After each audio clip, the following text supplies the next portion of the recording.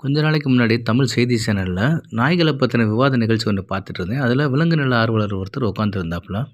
நமக்கு பொதுவா நாய்கள பத்தி, நாய்கள் பிரச்சனைகள பத்தி தெரிஞ்சாலும் கூட, இந்த விலங்கு நல ஆர்வலர் நாய்கள பத்தி என்ன சொல்றாரு அப்படின்னு தெரிஞ்சுக்கிறதுக்கு ஆர்வமா இருந்தேன். கொஞ்ச நேரம் உட்கார்ந்து பார்த்துட்டு இருந்தேன். அந்த விலங்கு நல ஆர்வலர் முதல்ல நாய்களுக்கு சாப்பாடு போடுறது தப்பு, சாப்பாடு போடாதீங்க. தண்ணி குடுக்குறது தப்பு, தண்ணி குடுக்காதீங்க. ட்ரீட்மெண்ட் பண்றது தப்பு, ட்ரீட்மெண்ட் பண்ணாதீங்க. கருத்தடை பண்றது தப்பு, கருத்தடை பண்ணாதீங்க. இப்படியே சொல்லிட்டே போனாரு. எனக்கு ரொம்ப அதிர்ச்சி ஆயிருச்சு. ஒரு தடவ என்னைய நான் கிள்ளி பார்த்துக்கிட்டேன். இவரு விலங்கு நல ஆர்வலர் தானா? இல்லது பறவை நல ஆர்வலர், மனிதர் நல ஆர்வலர் இப்படி ஏதாவது போட்டிருக்காங்களான்னு பார்த்தேன். இல்லங்க. நான் பார்த்தது சரிதான். விலங்கு நல ஆர்வலர்ன்னு தான் போட்டிருந்துச்சு.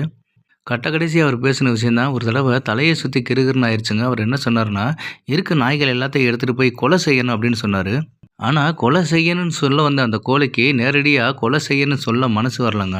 ஏன்னா, இந்த நாடு நாய்கள கால பைரவர் கடவுளா வணங்குற நாடு. இந்த நாட்டுல நாய்கள கொலை செய்யணும்னு சொன்னா, கையில கிடைக்கிற எல்லாத்தையும் எடுத்து அடிச்சுருவாங்கன்னு சொல்லி, அந்த கொலைன்ற வார்த்தை கூடயே கருணைன்ற வார்த்தைய சேர்த்து, கருணை கொலை செய்யணும் அப்படின்னு சொன்னாரு.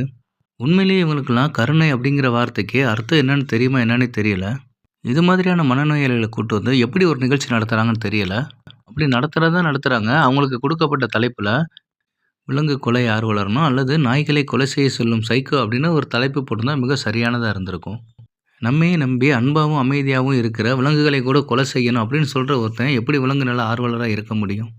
இது மாதிரியான தலைப்புகள்லாம் போறதுனால என்னவோ தெரியல. ஒரு பெரிய கட்சியோட கொள்கை பரப்பு செயலர் கூட இந்த மீடியாக்கள பிரச்சார மீடியா அப்படி இப்படின்னு ஏதோ ஒரு கெட்ட வார்த்தையில பேசினத கேள்விப்பட்டேன். அரசாங்கம் இது மாதிரியான ஆட்கள ரொம்ப கடுமையா கண்காணிக்கணும். ஏன்னா, இன்னைக்கு நாய்கள் மேல காட்டுற இவங்களுடைய கருணைய நாளைக்கு மனிதர்கள் மேல காட்ட மாட்டாங்க அப்படின்றதுக்கு என்ன நிச்சயம் இருக்கு? முகத்துல கொஞ்சம் கூட அன்போ, கருணையோ, இரக்கமே இல்லாத இது மாதிரியான சைக்கோ மனிதர்கள என் கண்லயே காட்டாதா கடவுளே! அப்படின்னு நான் இறைவன வேண்டிக்கிட்டேங்க. இப்ப ஏன் இத சொல்ல வந்தேன் அப்படின்னா, இந்த ஜீவனுக்கு உதவி கேட்டு ஒரு நண்பர் என்ட்ட ஃபோன் பண்ணாரு. அப்படி ஃபோன் பண்ணும்போது அவர் சொன்ன வார்த்தை அதான். இதுக்கு முன்னாடி எத்தனையோ நாய்களுக்கு கருத்தடைக்கோ அல்லது ட்ரீட்மெண்ட்டுக்கோ உதவிக்கு உங்களுக்கு ஃபோன் பண்ணியிருக்கேன். முதல்ல ஒரு நாய கருணை கொலை பண்றதுக்காக உங்களுக்கு ஃபோன் பண்றேன் அப்படின்னு சொல்லியிருந்தாரு. எனக்கு கருணை கொலை அப்படின்ற ஒரு விஷயத்துல உடன்பாடே கிடையாதுங்க. கருணை அப்படிங்கிறது தன்னோட உயிர குடுத்தாவது இன்னொரு உயிர வாழ வைக்குங்க.